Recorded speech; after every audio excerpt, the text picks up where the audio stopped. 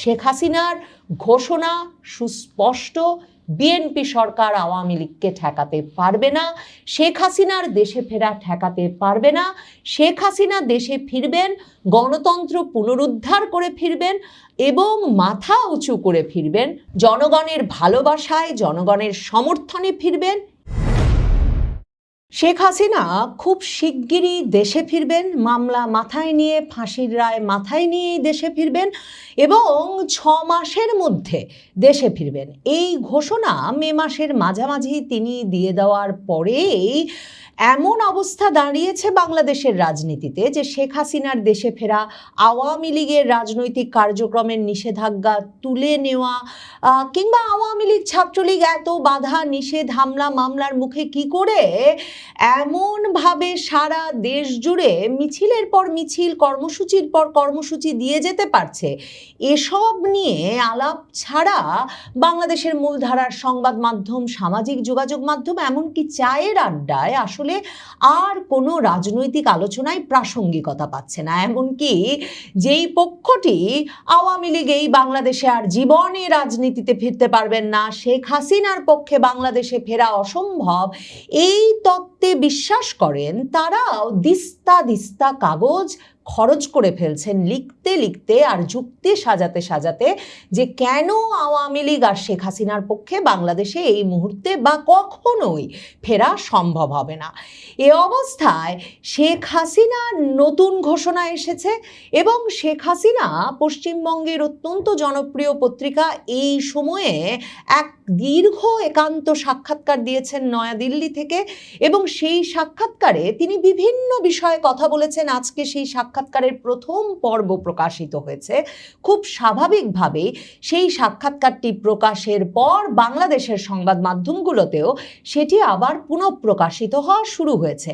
শেখ হাসিনা নতুন ঘোষণা দিয়েছেন যে তিনি শিগগিরই বাংলাদেশে ফিরবেন, তাকে ফিরতে হবে, কারণ বাংলাদেশের মানুষকে দুঃখ দুর্দশার থেকে উদ্ধারের দায়িত্ব তার, এই দেশ উদ্ধার করে দেশ পুনর্গঠনের দায়িত্ব তার বলে তিনি মনে করেন এবং তিনি এই সময়ে বাংলাদেশের মানুষকে ছেড়ে যেতে পারেন না, তাকে দ্রুত দেশের মানুষের কাছে ফিরে যেতে হবে, গণতন্ত্র পুনরুদ্ধার করতে হবে, অগণতান্ত্রিক শক্তির হাত থেকে দেশটাকে উদ্ধার করতে হবে।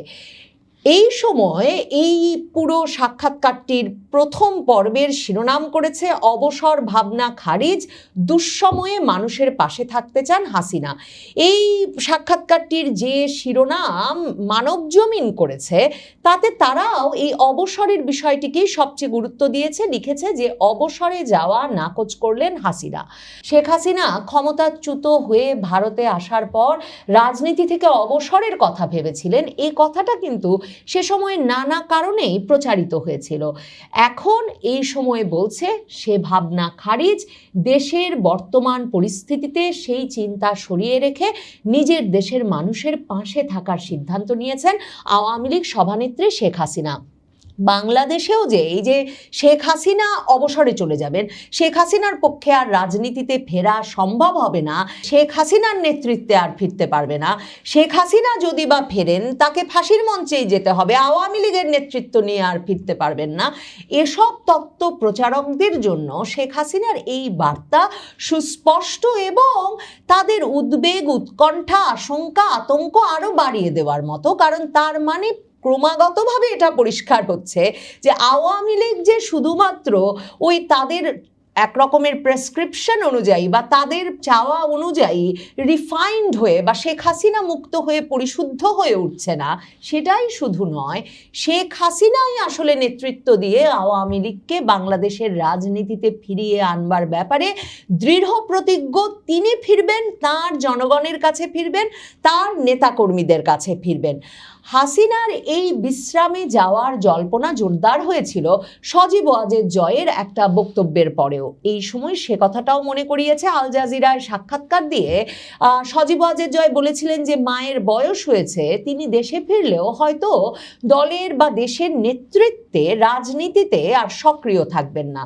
সেই প্রসঙ্গে যখন এই সময় তাকে প্রশ্ন করেছে তখন শেখ হাসিনা বলেছেন জয়ের বক্তব্য তার দীর্ঘদিনের ব্যক্তিগত অনুভূতির সঙ্গে সম্পর্কিত, কারণ মানুষ সারা জীবন একই দায়িত্বে থাকে না, আমি বহুবার বলেছি নতুন নেতৃত্ব আসুক, তরুণেরা দায়িত্ব নিক। আওয়ামী লীগের বিগত 2 কাউন্সিলেও আমি নতুন নেতৃত্বের কথা বলেছি। ব্যক্তিগতভাবে আমার আর কিছুই চাওয়ার নেই। তাহলে এই ভাবনার বদল কেন? শেখ হাসিনা স্পষ্ট করে বলেছেন, কারণ বাংলাদেশের পরিস্থিতিটা স্বাভাবিক নয়, গণতন্ত্র আক্রান্ত, আওয়ামী লীগ কার্যক্রম বন্ধ করার আইন করা হয়েছে, আমার নেতাকর্মীরা কারাগারে, অনেকে ঘর ছাড়া, সংখ্যালঘুরা আতঙ্কে রয়েছেন, নিরীহ শিশুরা টিকার অভাবে মারা যাচ্ছে, ধর্ষণ নির্যাতনের শিকার হচ্ছে, মুক্তিযুদ্ধের ইতিহাস বিকৃত হচ্ছে, রাষ্ট্রকে 1971-এর পথ থেকে সরিয়ে নেওয়ার চেষ্টা চলছে। এমন একটা সময়ে আমি কিভাবে বলি যে আমি বিশ্রামে যাচ্ছি? মুজিব কন্যা সংযোজন করেছেন। এই সময় শেখ হাসিনাকে মুজিব কন্যা হিসেবে অভিহিত করে বলছেন যে মুজিব কন্যা সংযোজন করেছেন এই উত্তরের সঙ্গে, যে আমি ক্ষমতা চাই না, কিন্তু জনগণের প্রতি আমার দায়িত্ব আমি অস্বীকার করতে পারি না।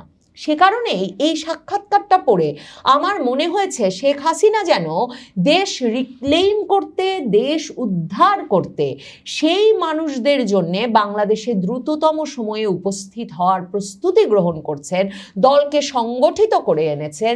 এই আত্মবিশ্বাস দলের নেতা কর্মী সমর্থকদের মধ্যে জড়ো করেছেন, চাঙা করেছেন যে তিনি দেশে ফিরবেন এবং বাংলাদেশটাকে আবারও সেই ধারায় ফিরিয়ে আনা যাবে যে ধারায় টিকার অভাবে হামে শিশু মরবে না, শিশুরা ধর্ষণ নির্যাতনের শিকার হবে না, যেখানে গণতন্ত্রের এই অবস্থা হবে না যে শুধুমাত্র নিজেরা একটা নির্বাচন করে আরেকটা সবচেয়ে পুরনো জনপ্রিয় দলকে রাজনীতির এবং নির্বাচনের বাইরে রেখে গণতন্ত্রের বড় বড় কথা বাংলাদেশে বলা হবে। এবং শেখ হাসিনা সুনির্দিষ্টভাবে বলছেন যে তাকে ফিরতে হবে কারণ মুক্তিযুদ্ধের ইতিহাস বিকৃত হচ্ছে। মানে ওই যে পক্ষটি যারা এতদিন বলেছে যে শেখ হাসিনা, আওয়ামী লীগ তারা মুক্তিযুদ্ধের ইতিহাসকে কুক্ষিগত করে রেখেছে, শেখ হাসিনার পতনের পর থেকে এই তারেক রহমান আমল পর্যন্ত এই বিষয়টি বারবার প্রমাণিত হয়েছে যে বাংলাদেশের রাজনীতিতে, বাংলাদেশে মুক্তিযুদ্ধের ইতিহাস চর্চার জন্য, মুক্তিযুদ্ধের চেতনা লালনের জন্য, মুক্তিযুদ্ধ এবং মুক্তিযোদ্ধাদের সম্মান রক্ষার জন্য আওয়ামী লীগের রাজনীতি ছাড়া আসলে কোনো গতি নাই। আওয়ামী লীগকেই মুক্তিযুদ্ধের ইতিহাস বহন করে চলতে হবে। এবং শেখ হাসিনা তাই বলেছেন যে রাষ্ট্রকে যখন 1971-এর পথ থেকে সরিয়ে নেওয়া হচ্ছে, তখন এই দুঃসময়ে তিনি জনগণের প্রতি দায়িত্ব অস্বীকার করতে পারেন না। তাই হাসিনা ঘোষণা দিয়েছেন, শেখ হাসিনা এই সাক্ষাৎকারে সুনির্দিষ্টভাবে ঘোষণা করছেন বাংলাদেশের জনগণের নিরাপত্তা, তাদের উন্নত জীবনমান ও অর্থনৈতিক মুক্তি, গণতন্ত্র ও আইনের শাসন, সকলের সমানাধিকার, আওয়ামী লীগের তরুণ প্রজন্মের নেতৃত্ব নির্বাচনের মাধ্যমে মুক্তিযুদ্ধের চেতনা ও আগামী দিনের সাফল্য নিশ্চিত করে তারপরেই আমি অবসর নেব। শেখ হাসিনার এই ঘোষণায় সুস্পষ্ট যে বাংলাদেশের মানুষের উন্নত জীবনমান, অর্থনৈতিক মুক্তি, গণতন্ত্র, আইনের শাসন, সকলের সমানাধিকার, এসবের জন্য যে আওয়ামী লীগের রাজনীতিকেও একটা শক্ত ভবিষ্যৎ নেতৃত্বের হাতে তুলে দেওয়া প্রয়োজন এবং সেই নেতৃত্ব কাদের হাতে তুলে দিতে হবে সে বিষয়েও যে শেখ হাসিনা সুস্পষ্ট ধারণা রাখেন সেটা অত্যন্ত পরিষ্কার। শেখ হাসিনা সুস্পষ্টভাবে বলছেন বাংলাদেশে মানুষের এই অধিকারগুলো নিশ্চিত করার আগে আর আওয়ামী লীগের নেতৃত্ব এবং তার ভবিষ্যৎ সাফল্য নিশ্চিত করার আগে তার পক্ষে অবসরে যাওয়া সম্ভব নয় এবং তার পক্ষে এই দায়িত্ব অস্বীকার করাও সম্ভব নয়। শেখ হাসিনা পরিষ্কারভাবে এটাও অবশ্য বলছেন, যেটা কিন্তু তিনি 2024-এর আগস্টের পর থেকে বারবার বলেছেন, যে নেতৃত্ব কার হাতে যাবে এই বিষয়টা কোনো ব্যক্তিগত উত্তরাধিকার নয়। মানে শেখ হাসিনার পুত্রকন্যাদের হাতেই এই নেতৃত্ব যেতে হবে সেটা শেখ হাসিনা মনে করেন না। আওয়ামী লীগ কারো পারিবারিক সম্পত্তি নয়, একটা গণতান্ত্রিক দল।